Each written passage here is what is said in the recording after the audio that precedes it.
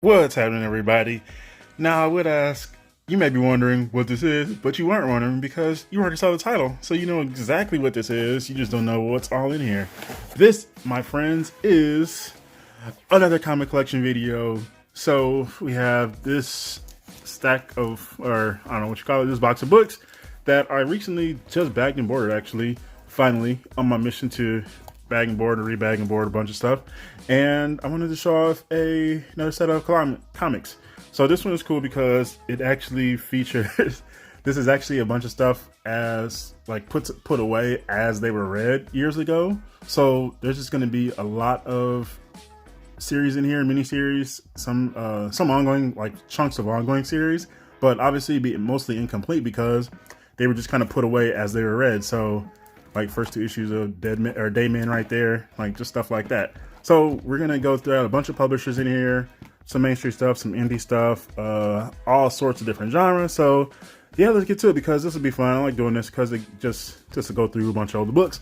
So kind of relive those stories, characters, creators, and just see all that again, as well as give the people a bit of an idea, another expanded idea of the stuff I like to read. So, and I'm going to kick it off with Dayman from Boom Studios, since you already saw these first two, and they're at the front of the box.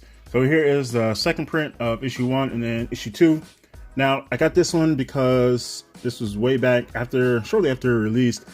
Mel Kalo, who used to works at Valiant now, but he used to work at Boom Studios. He was a PR, and he had, I mentioned this either on Twitter or at a convention or something like this. I mentioned that I needed a copy of the first issue because I missed it and wanted to check it out. I think I did some press coverage of it. That's when I was way back doing more press stuff. And he had hit me up and he sent me a copy of this. And I was very appreciative of it. Shout him out. Just saying thanks for it and how much I appreciate it. So I'm keeping, I end up getting the first printing anyway, just because. But that's why I won't get rid of them just because I appreciated that. So that is Dayman, and then there's Dead Letters #1. That was cool. Sabella and Visions, and then jump over to Michael Moorcock's Elric: The Balance Lost. This was a 12-issue series, this fantasy series, almost Witcher-like, I think. It's been a while since I read this one. There's #1, #2. I think covers were Francesco Mantina for most of them anyway. 3, 4. I remember trying to track down all this stuff here. Yeah, I got some of it off mycomicshop.com too. 3, 4. There's 5. That one's one of the covers I always remember. 6. Elric: The Balance Lost. 7. I think there were a few Elric series, kind of all. I don't know if they were who published all of them though. There's #8, 9. I get that Panosian. 10, 11, and 12. Elric: The Balance Lost, and then another series from Boom Studios is the complete edition. Yep, it is all in here. Look at that. Oh, here is Extermination. This was an 8-issue series with dealt with kind of centered around this superhero and a supervillain who were each other's nemesis, and it also kind of dealt with like a sort of there's like some basically like an extermination level event, whatever, and they end up kind of teaming up to kind of go through it together, and a whole lot of cool stuff. And it's just cool. It was a cool series, and I was like, wow, it was kind of surprising because I didn't really know what to expect from it. There's 2 and 3, but if you get a chance, if you can find a trade or something or find the issues cheap, it's a good little read. So there's #4, 5, 6, 7, and 8. So that's Extermination, 8-issue series there. Keep it rolling. So yeah, I got a good chunk of Boom to start this off with. And then here is another mini series from them, which is cool, which is dope read. Here is Hit, the first volume 4-issue mini series. Bryce Carlson and Vanessa R. Del Rey. Bryce is actually an editor at Boom, and then Vanessa's she's done a bunch of stuff. I talked about her in another video, I think, too. But I got to meet them at, I think I met Bryce. I feel like I met Bryce a couple times, but I got to meet I talked to both of them at, where was this at? I think this was C2E2 or Emerald City. And I got both of them. It could have been New York Comic Con. I don't remember. But I got both of them signed there. So Vanessa right there, Bryce Carlson. And then there is number 2. So they both signed that. Covered by Ryan. So actually, Ryan Sook did both covers there. We're 3 and 4. Oh, never mind. I thought they were all 4 in here. Oh, well. And jump over to Suicide Risk. Mike Carey, Elena Casagrande. I just did something. I was just talking about Elena in a video a couple months ago. It was either Elena or was it Bright or Vanessa? I talked about they were doing their name, like they're attached to a comic that was supposed to come out in the next couple of months. Now I can't remember what the hell it was. But anyways, Suicide Risk was 1, 2, 3. Now this one, Mike Carey is one of my favorite writers. Fantastic writer. And this one dealt with a cop, and it kind of starts off with this cop in a city where there's like I don't know if it's a drug or something that gives people powers. And then all of a sudden, it took this weird turn, which it wasn't. It was still a good read, but it kind of veered away from what I thought it was going to be. What I thought it was, or I kind of expected it to be based on what it was. I kind of took it as this cop trying to take down all these people who were develop superpowers and doing a bunch of evil shit. And that's why I kind of took it as, especially with the title, it kind of played like that. And I think the original synopsis, but then it kind of went into these characters having previous lives, I don't know, in another, not even another universe, but another, I don't know, it was weird, a different past or something like that. So it just kind of took this weird turn. It was still a solid read, but it was just so interesting. I don't know. Here's 5 and 6. That's covered by Stephanie Hans. Some people may recognize that off the jump. And here is 11 and 12. Pretty sure that's Hans too. These are fantastic artists.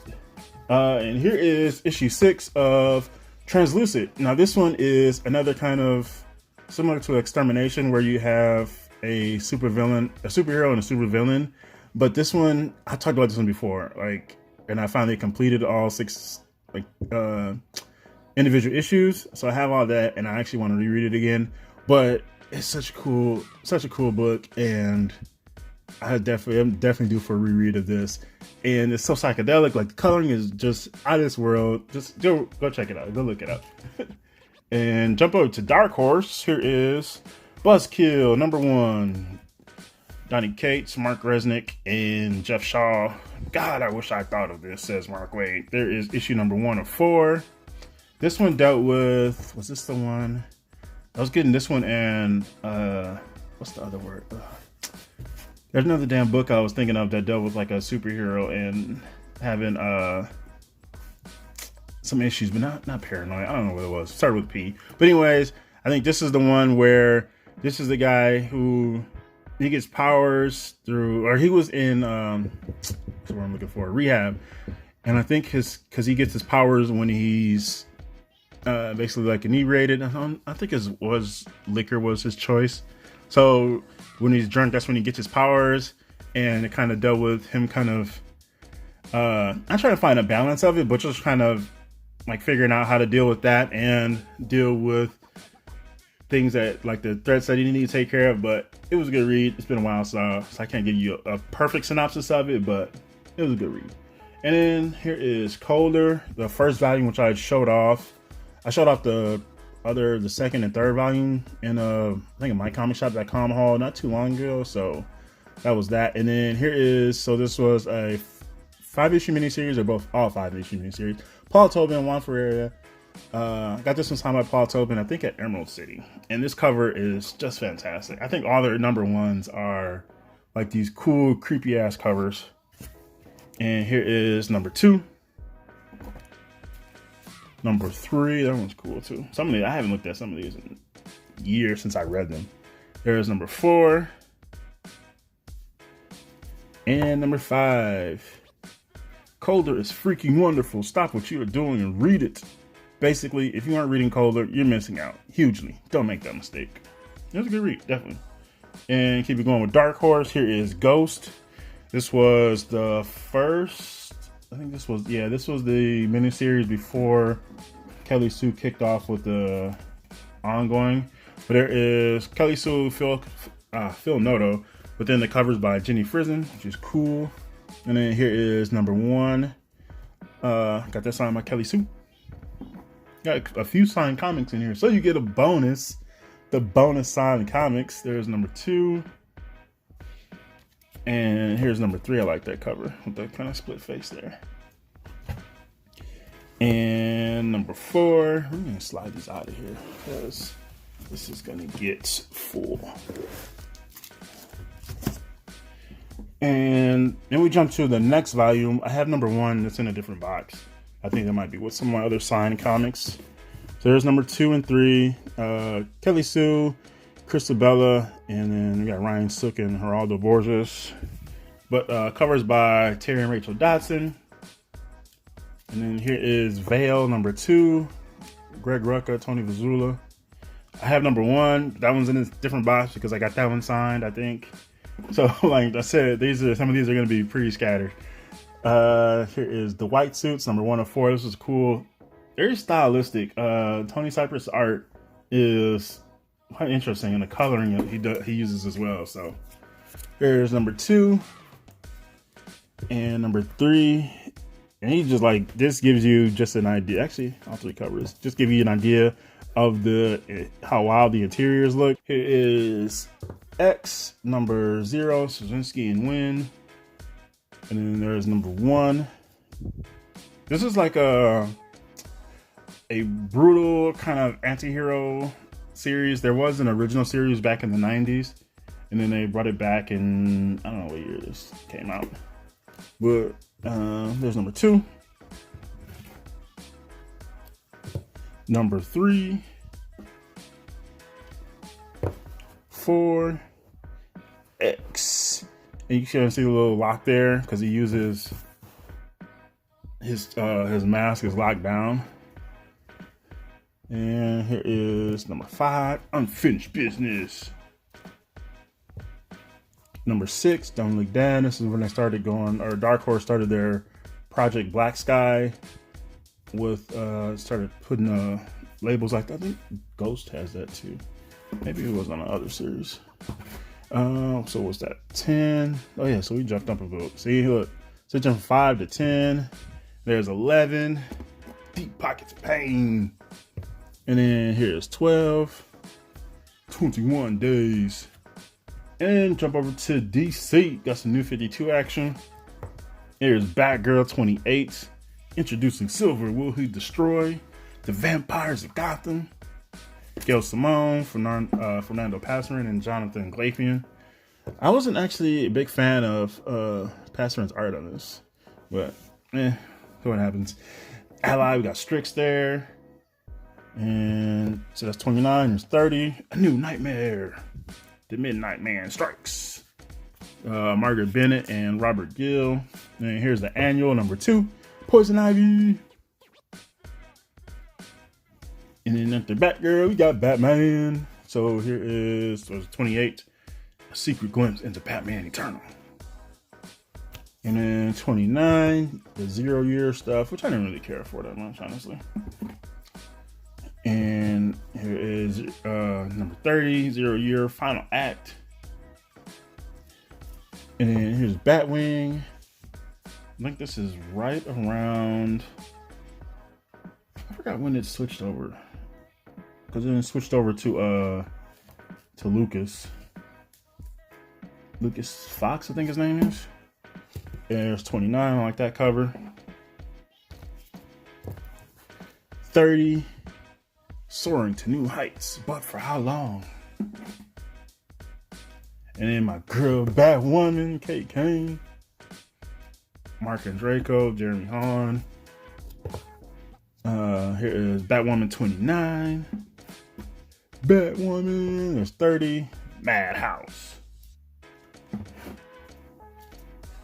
And here is annual number 1, Revelations and Resolution. Mark and Draco, Trevor McCarthy. I met Trevor McCarthy. Dude is a fantastic artist. I have no idea where the hell he's been though. I know, like, I look him up. I'm like, where is what the hell has Trevor McCarthy been doing? And I don't know if I've just stopped. I don't know how deep I end up looking, but I never find anything. So Trevor McCarthy, shout out to you. But I did meet him, I think that might have been at Emerald City too. Met a whole lot of creators at Emerald City. That was cool. Where we at? Detective Comics number 28. John Layman, Aaron Leprestri, Art Thibert. There's 29. Gothtopia. Here is 30. Icarus Part 1. I like that cover. And of course, my girl, Supergirl. There's 28. Red Daughter of Krypton. 29. And 30. Featuring my girl, Emanuela Lupacchino. Fantastic. I love that artist. And then here's a Coffin Hill. This is from Vertigo. I mentioned this series. I've been looking for this one for the rest of it anyway, because it's a 20 issue series. I have 1 through 13 or 14, somewhere around there. I know I'm past 12, so I just have to get the rest of those. I don't know how many are in here though. So there's 5. It's like the Supernatural series, which I guess most of Vertigo stuff is fantasy or supernatural. There's, 6. This cool cover here. 7. The Soul Unquiet Thing. Then we make the leap over to Dynamite for Legendary Steampunk Adventure number 2 and number 3. This one was a kind of uniting a bunch of their characters in a steampunk setting. So Vampirella, I think Red Sonja's in here, Phantom. Who else is in this series? I wish I had the other issues right here so I could show you, because I know I have at least one cover with all of them on there. But it's just an interesting series. It looked cool, and I was like, let me just check it out for the hell of it. So, and this one next up is got Nowhere Man number 1, and I'll show you number 2 as well. This was a 4-issue series. I remember this one from years ago because I was going through previews, and there was just a whole bunch of, not a whole bunch, but there was a whole bunch, or quite a few mini series that just kind of caught my eye. So I was like, so I pre-ordered a bunch of them, and there's 2, and then there's 3 and 4. It's a sci-fi book, and it was a pretty good read. I haven't read this one in years though, but this was one of them. I had a couple from, I think there was one from Dark Horse, at least one from Dark Horse. It could have been 2. I don't know. Keep it rolling with Dynamite. Here is Red Sonja number 1. This was the second printing, the black and white Jenny Frison cover. Got this one signed by Gail Simone at who knows what convention. Could have been C2E2 years ago. And there is number 2. 3 and 4 Jenny Frison covers. And Walter Giovanni did the interiors there. See what we got next. Make the leap over to IDW for some Ghostbusters action. 13 and 14, parts 1 and 2 of Mass Hysteria, celebrating 30 years of Ghostbusting action. Then here is number 15, part 3 of Mass Hysteria, Louis Tully. And then, of course, gotta have some G.I. Joe action. So there is Real American Hero 199. And then extra size 200th issue, fighting atop his tank, the modern his tanks, which I absolutely love, Duke and Cobra Commander. I have, when they did the 30th anniversary and some of the other toy lines from around this time, that modern his tank is, it's so cool. I have a few of those. Man, those things are gorgeous. Like, they absolutely kill the original his tank, not even fair. And then here is the Blockbuster 201st issue. Look at all the Joes. Yo, Joe, baby. And another star from IDW, or being published from IDW. Here is Judge Dredd, number 16. Sozinski and Nelson Daniel. I absolutely just dug Nelson Daniel's portrayal of Judge Dredd in this book. I don't think I have him on any of the covers. No, wish I could just show you. But he looked like how he drew Judge Dredd looks so cool. I remember that. But there's 16, 17, Judge Death there. Then here is 18, American Way of Death. And of course, Ninja Turtles. There is 31. Teenage Mutant Ninja Turtles. And here is 32. I'm pretty sure that cover is by Campbell. And then 33. And this cover was, yeah, Santo Loco. Santo, I don't know how to pronounce his last name. But I absolutely loved how he drew the Ninja Turtles. Like, it was so cool. Like, especially in action and just like storytelling throughout the books. Fantastic.